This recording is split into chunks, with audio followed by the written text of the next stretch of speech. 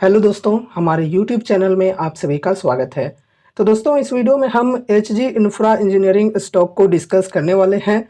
आज के दिन लगभग 5-6% की बेहतरीन तेज़ी हमें देखने को मिल रही है स्टॉक में। तेज़ी के पीछे रीजंस क्या हैं, ये फर्स्ट ऑफ ऑल हम डिस्कस करेंगे एंड उसके बाद हम स्टॉक की fundamentals, valuation, profit growth, sales growth, balance sheet, share holding patterns, technicals, साथ ही में अपॉर्चुनिटीज़ के ऊपर भी डिस्कशन करेंगे।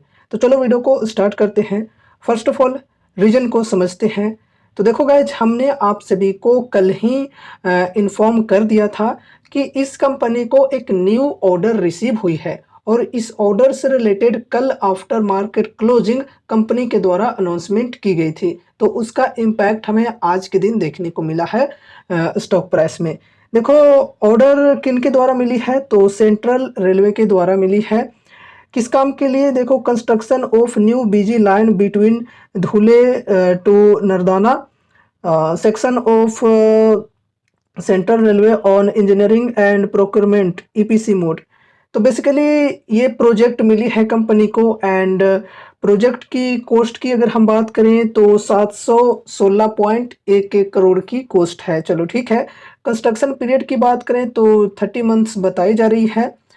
30 महीनों का यहाँ पर टाइम लगने वाला है इस कंस्ट्रक्शन में। बड़ी प्रोजेक्ट कंपनी को मिली है, इस वजह से स्टॉक के अंदर हमें आज के दिन अच्छी खासी तेजी देखने को मिल रही है 5-6% की।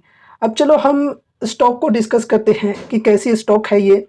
फर्स्ट ऑफ ऑल फंडामेंटल्स की बात करें तो देखो, मार्केट कैप है 10,317 करोड़ की, यानी कि एक स्मॉल कैप कंपनी है। स्टॉक पी 19.1 की, इंडस्ट्री पी 24.2 की।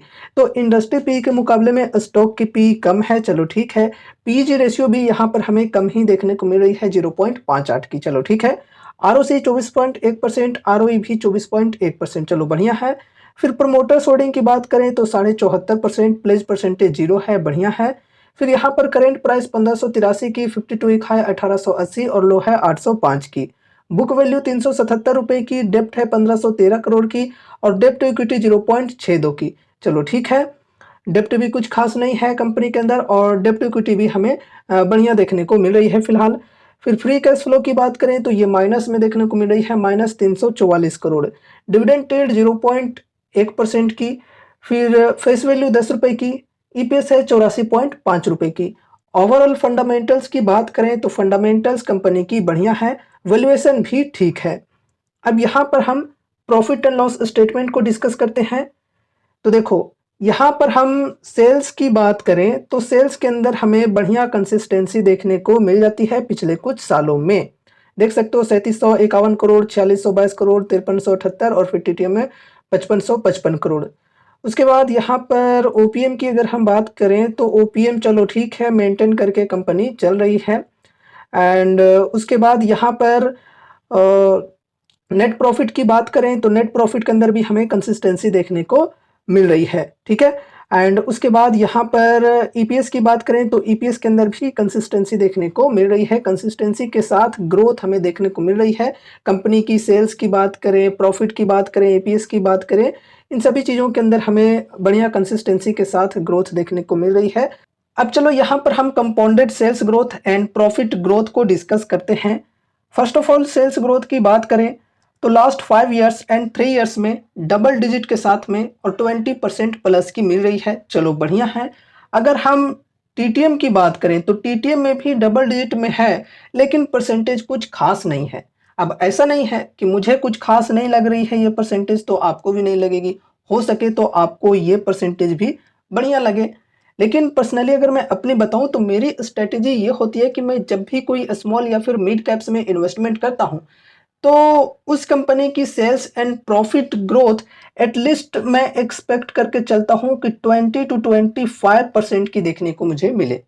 पास्ट में अगर इस प्रकार की ग्रोथ रही है कंपनी की सेल्स एंड प्रॉफिट्स के अंदर तो फिर मैं इन्वेस्टमेंट की डिसीजंस ले पाता हूं। लेकिन ऐसा नहीं है कि सिर्फ sales growth and profit growth को देखकर इन्वेस्टमेंट करता हूं, और भी जो क्राइटेरियाज होती है वो सब कुछ चेकआउट करने के बाद, सब कुछ समझने के बाद ही डिसीजन लिया जाता है, ठीक है। अब चलो यहाँ पर हम कंपाउंडेड प्रॉफिट ग्रोथ की बात करें तो यहाँ पर भी देखो लास्ट 5 ईयर्स एंड 3 ईयर्स में बढ़िया परसेंटेज में देखने को मिल रही है, 33% और 30%। टीटीए में यहाँ पर काफ़ी कम देखने को मिल रहा है 1%। चलो ठीक है, टीटीए में कम है, वैसी कोई बहुत ही बड़ी टेंशन वाली बात नहीं है।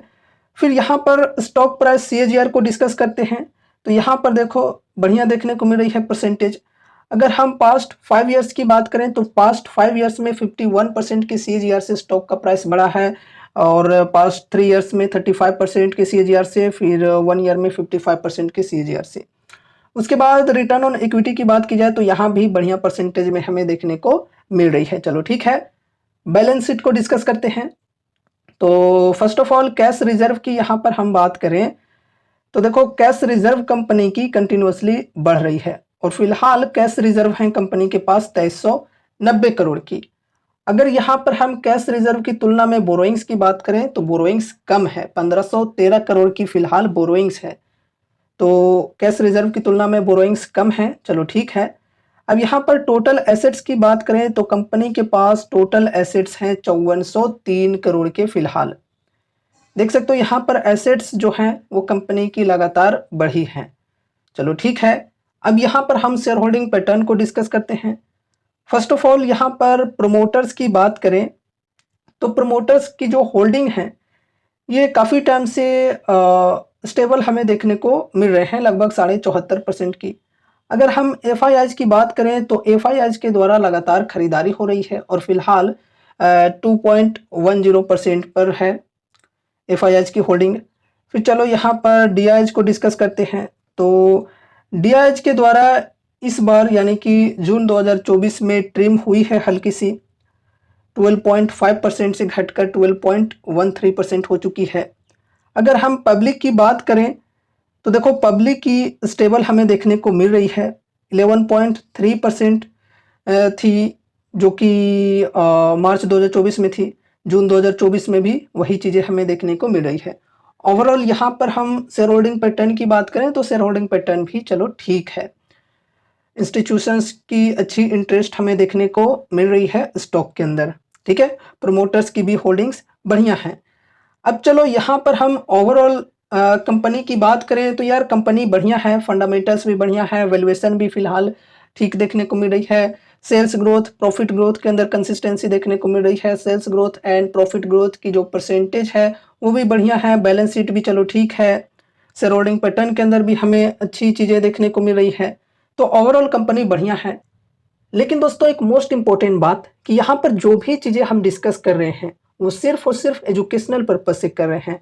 आप सभी को इस स्टॉक के अंदर कोई भी बाय या सेल की कॉल टिप या रिकमेंडेशंस नहीं दी जा रही हैं, ये ध्यान में रखकर चलना।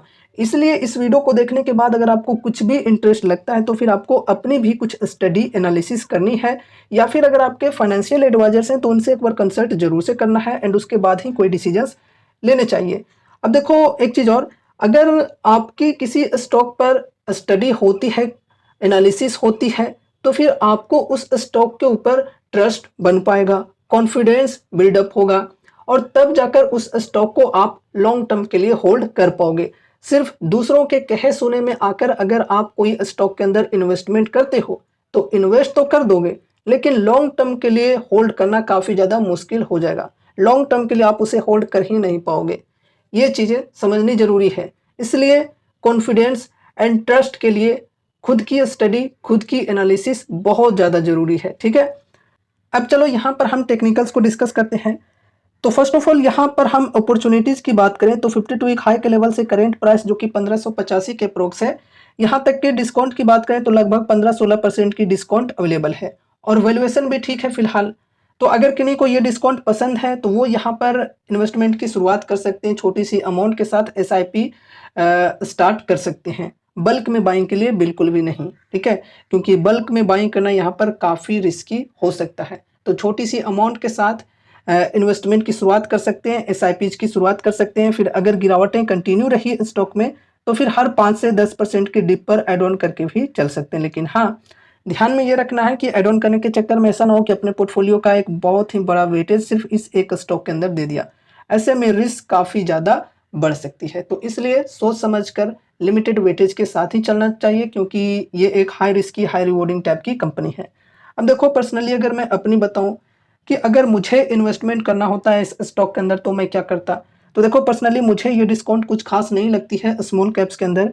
अगर स्मॉल कैप्स में मुझे इन्वेस्टमेंट करना होता है तो मैं एटलीस्ट 20 टू 25% की डिस्काउंट के साथ चलता हूँ।